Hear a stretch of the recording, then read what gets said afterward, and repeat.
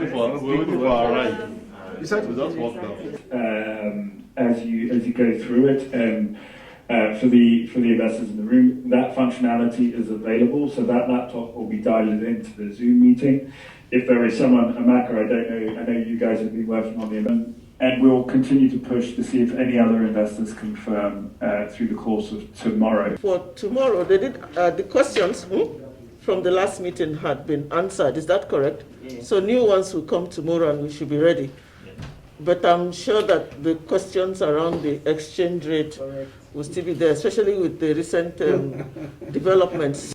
I know she's traveling with some of her people, so it would be nice to get with those people ahead of the time for the call. So we tell them that we are continuing with our ongoing engagements with the multilaterals and bilaterals. And in my own case, I always tell them those are usually concessional or semi-concessional, so that's our first source. Depending on what happens there, then a Eurobond may just be like the residual option, if I may use that word.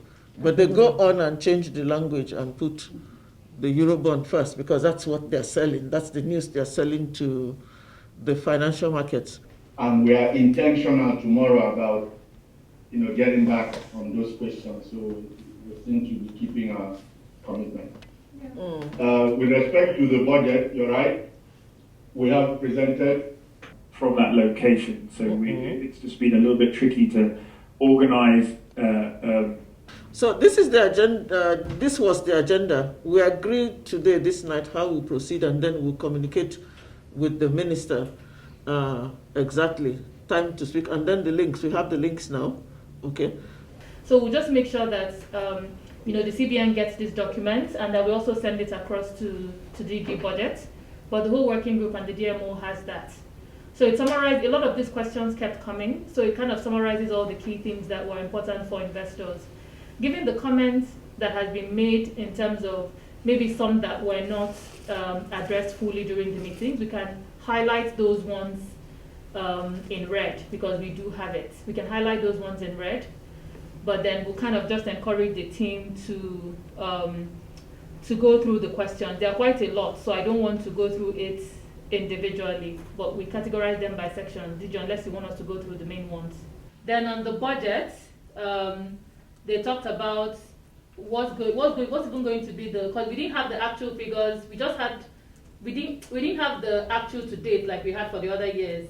So they wanted to understand where is the deficit, what's it going to look like, by they have it. That is even public information from last week. That will be budget? The budget, especially the budget. And if, either she takes the summary and then either DG maybe explains during his question and answer, or she just takes the summary for the budget. And then maybe, any other recent events. We have fiscal balances and oil and non-oil revenue. We go to the 2021 budget, then we have PIA before 2022 budget. What I would actually suggest is that we take out this PIA and maybe move it to the slide just before COVID, where the minister is speaking to, so that if she hands over to the DG budget, he's taking the whole section on fiscal updates.